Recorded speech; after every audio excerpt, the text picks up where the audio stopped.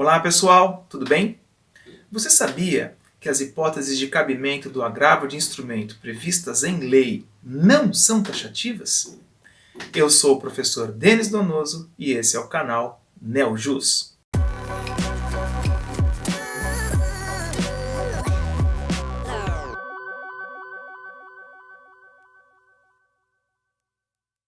Pois é pessoal, é isso mesmo. As hipóteses de cabimento do agravo de instrumento previstas em lei não são taxativas. O legislador, quando criou o CPC de 2015, até quis criar um rol taxativo. Ele previu lá no artigo 1015 hipóteses em que caberia o agravo de instrumento e disse o seguinte, olha, nessas hipóteses do 1015 cabe agravo de instrumento. Nas hipóteses de decisão interlocutória não previstas no artigo 1015, não vai caber agravo de instrumento. Nessas situações fora do artigo 1015, a parte tem que esperar a fase de sentença. Uma vez proferida a sentença, contra ela caberá apelação. E essas questões que ficaram paradas no processo serão ventiladas em apelação, seja nas razões, seja nas contra-razões.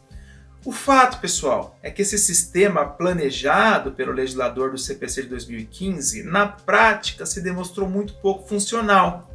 Por quê? Porque existem decisões que, embora não estejam contempladas no rol do artigo 1015, precisam ser objeto de recurso imediatamente. Vou dar um exemplo. Competência. Imagine que você é réu em um processo e você entenda que o juízo onde foi proposta a ação é incompetente. E você faz lá a arguição de competência em preliminar de competência. Preliminar de incompetência. O juiz recusa a sua preliminar e o processo segue. Aí você fala, bom, eu discordo, eu acho que o juízo é incompetente, eu vou recorrer.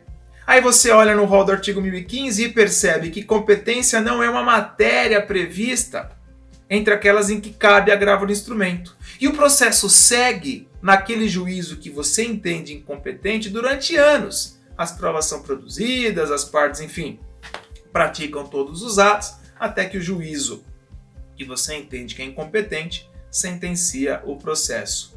E aí só na apelação é que você vai poder arguir a incompetência do juízo.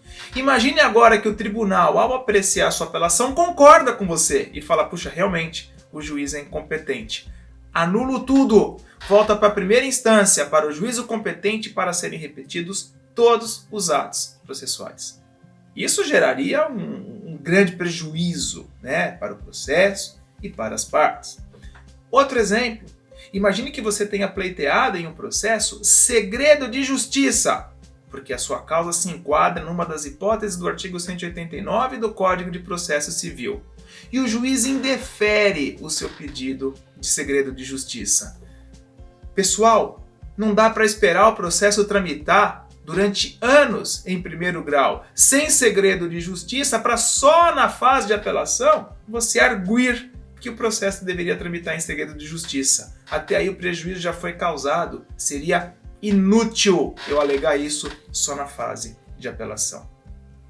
Por essas razões, a questão chegou até o STJ, a Corte Especial do STJ se reuniu e proferiu um julgamento vinculante, tá? É o tema 988 do STJ, que vai aparecer na tela aí para vocês, tá?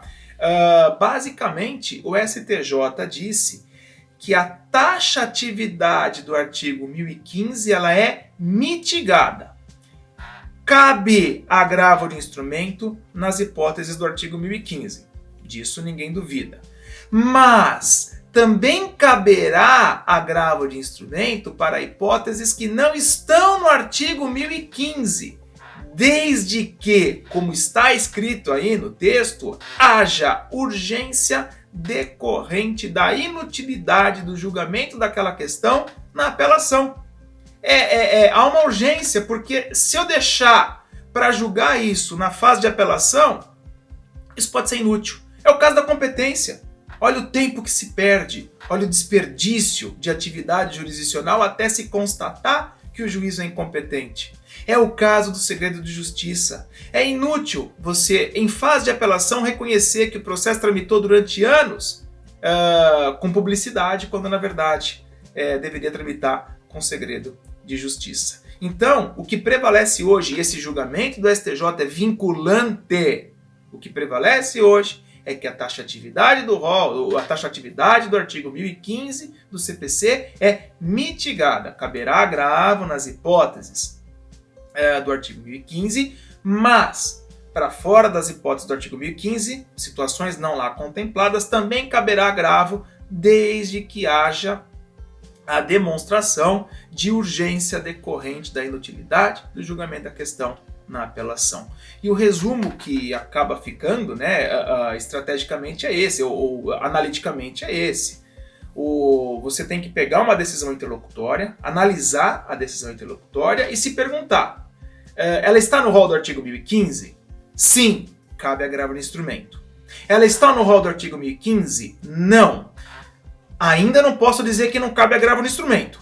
Vamos ver se há uma urgência decorrente da inutilidade do julgamento dessa questão na fase de apelação. Se houver uma urgência decorrente da inutilidade, caberá agravo no instrumento, embora não prevista aquela decisão no artigo 1015. Agora, se não houver essa urgência decorrente da inutilidade, aí não vai caber agravo no instrumento. Você espera e vai levantar essa questão ou nas razões de apelação, como a preliminar, ou nas contra-razões, como diz o artigo 1009, parágrafo 1º do Código de Processo Civil.